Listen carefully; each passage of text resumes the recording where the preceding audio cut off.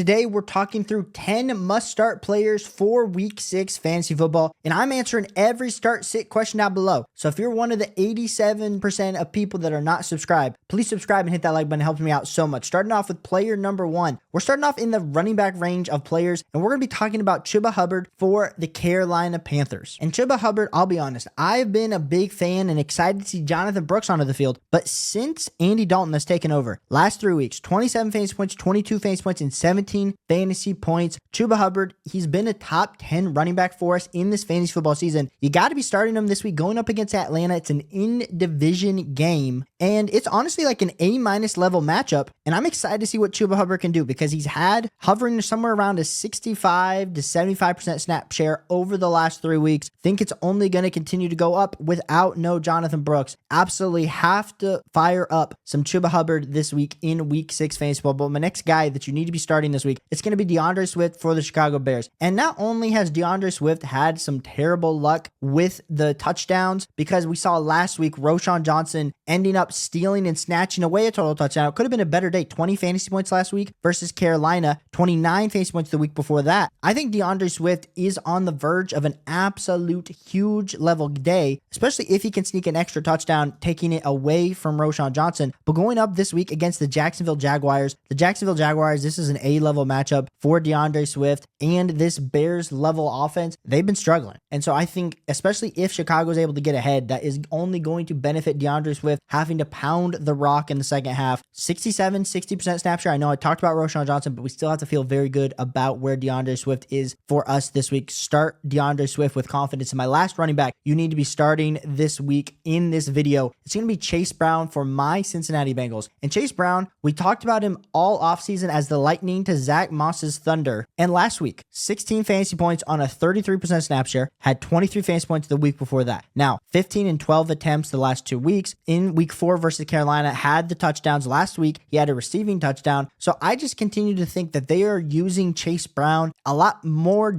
than they are using Zach Moss. And so I am banking on this matchup versus the Giants. It's a great matchup for our guy Chase Brown to absolutely be a top 18 running back this week, even though the snap share hasn't been elite by any stretch of the imagination. So Chase Brown is my last running back in the video that we're talking about that you must start. Now, moving on to wide receivers, I got 3 wide receivers that you need to be starting. The first one is going to be Diontae Johnson for the Carolina Panthers. And we talked all offseason about how Diontae Johnson is a target earner and how that was going to benefit him in this offense with Bryce Young. Well, we see Bryce Young get benched, and now we get Diontae Johnson with Andy Dalton. And first 2 weeks with Andy Dalton, week 3, 26 fantasy points, 21 fantasy points in week 4. And then in week 5, had a little bit of a down day versus Chicago with only 5.9 fantasy points, but only had 6 targets for 3 receptions. Wasn't great. He was also listed as limited this week on Wednesday. So me recording this on Wednesday night for it to come out on Thursday, just kind of be aware. We need to figure out if he's going to be playing. So assuming that Diontae Johnson is playing, I think he's an absolute must start this week. Have him absolutely as a great matchup as a top 17 wide receiver going up against the Atlanta Falcons. I have this kind of as a neutral game script, so I'm excited to see what Diontae Johnson is going to be able to do. But his snap share, his target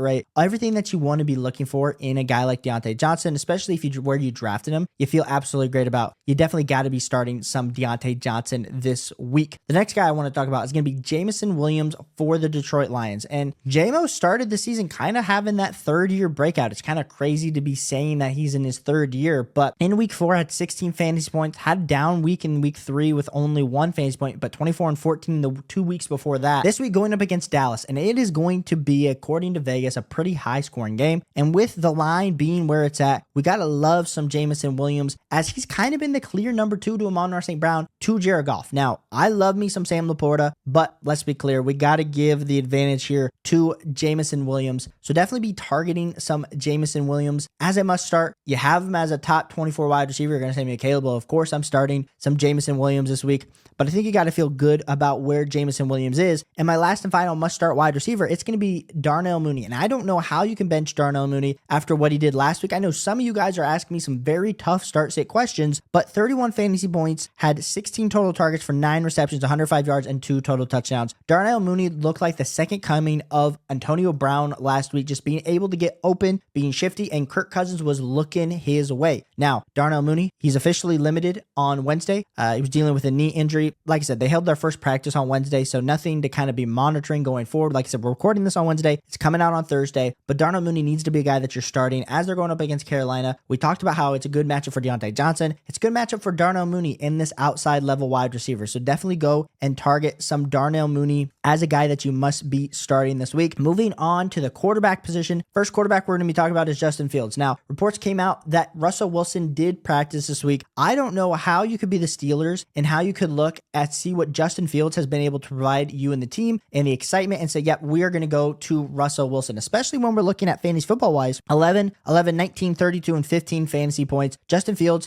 is getting first team reps on Wednesday, so we'll have to see how that plays out. I don't know how Mike Tomlin can bench Justin Fields when really the issue of them losing has not been on Justin Fields' plate. So for me, this week versus Las Vegas Raiders, it's a very, very good matchup for Justin Fields, who's a Konami code level quarterback. We talked about how in previous weeks he's had 27, 55, 27, 57 yards rushing. So as long as he's able to get those rushing yards, Justin Fields is always going to be a must-start type quarterback. So you definitely need to be targeting Justin Fields this week as they're going up against the Las Vegas Raiders. And my second must-start quarterback, like I said, guys, I'm not going to say Jaden Daniels is a must-start. Of course, you guys know Jaden Daniels is a must-start quarterback. I'm talking about if you have some decisions, if we're talking through some start-sit decisions. Next guy is going to be Dak Prescott for the Dallas Cowboys. Now, Dak Prescott in this matchup going up against Detroit, we talked about it from the Jameson Williams side, but we're very excited for it for the Cowboys because if they are going to be in a high-scoring game, that's going to be a lot more opportunities for Dak Prescott to be throwing the ball down the field to guys like a Jalen Tolbert, like a CeeDee Lamb. So I'm excited to see what Dak's going to be able to do. Honestly, fantasy football-wise, it's been a pretty underwhelming season for Dak Prescott so far, but we do have him projected somewhere right around 18.5 to 19 fantasy points going up against this Detroit level defense. We have it as, it's not maybe the best matchup for a Dak Prescott. Like we have it maybe as like a B